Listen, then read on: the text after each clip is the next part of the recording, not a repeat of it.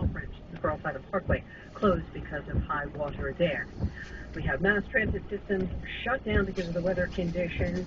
I'm Janelle Crispin. Our next report is coming up at 7:31 on 1010 Wind. Wind's News Time 7:22.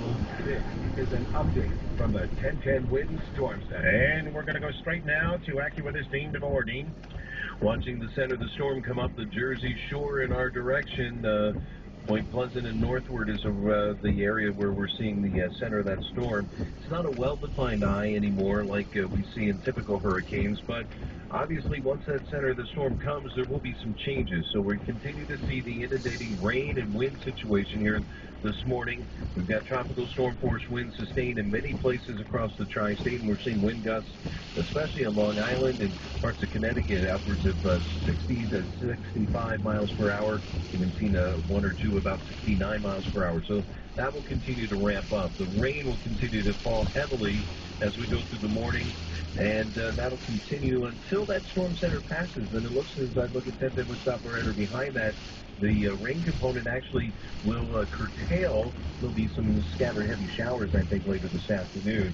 Inland flooding, obviously, a real concern throughout New Jersey. We've been talking about that extensively, and that'll continue to be a problem for several days.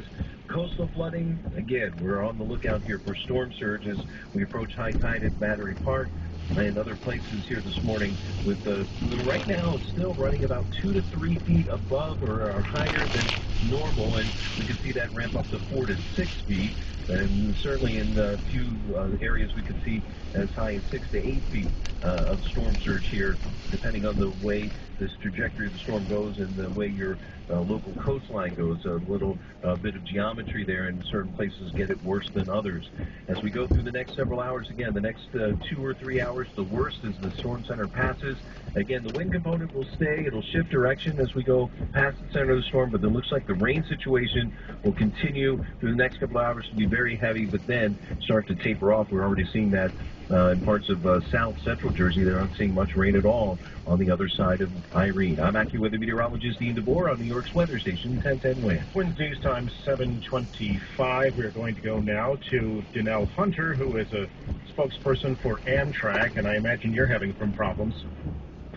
Yeah, not necessarily problems. As of 8 p.m. last night, the railroad in the Mid-Atlantic area and the Northeast and New England was shut down, so we are not operating any service in those areas right now. Crews are along the entire Northeast corridor that Amtrak owns right now, just assessing the damage if there is any, inspecting infrastructure, and making whatever necessary repairs need to be made so we can get the railroad back open, start servicing our customers again. I'm guessing you have to physically inspect track for branches and debris, and how long does that take, and how do you go about doing that? That's exactly what we have to do. We have crews that are deployed all along the Northeast corridor between Washington and Boston to do just that, to physically inspect the railroad, to free it of debris, to free it of trees and branches and things of that sort, to check the catenary wires that may have fallen due to the high winds. And it will take some time, but we are fully staffed to do this, and we are working hard to get this done and to complete the checks and to do it in a manner that we can do it quickly so that we can get back to opening that railroad and servicing our customers. All right, don't laugh. We know that there's probably not going to be a morning rush hour Monday morning. Do you have any rough ballpark estimate as to when you may have service back? At this point, I don't, but I will say that we will continue to provide updates throughout the day as information is available. We encourage people to check our website at amtrak.com, to check our Facebook page, our Twitter page, and things of that sort, and to check outlets like you guys for continued information on Amtrak.